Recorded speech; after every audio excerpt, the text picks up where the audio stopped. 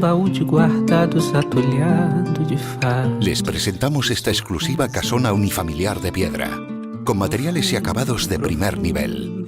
La finca está ubicada en el municipio de Vigo, en un paraje inigualable, en primera línea de costa y con unas espectaculares vistas al mar y a las Islas Cíes para siempre.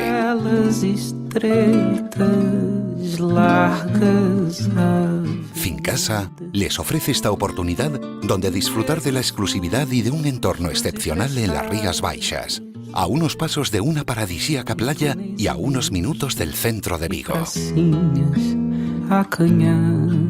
Con 2.000 metros cuadrados de finca y superior a los 1.000 de superficie construida, el inmueble se divide en 2 plantas y semisótano.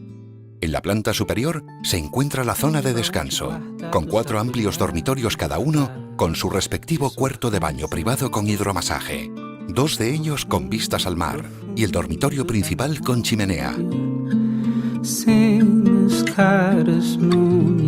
Completando la primera planta, tenemos un espacioso garaje para varios vehículos, una gran cocina con todos los servicios disponibles e iluminada por amplios ventanales se sitúa en la planta baja a la vez que un comedor contiguo. Un gran salón con diferentes ambientes, chimenea de mármol italiano, grandes ventanales con mucha luz y accesos al jardín.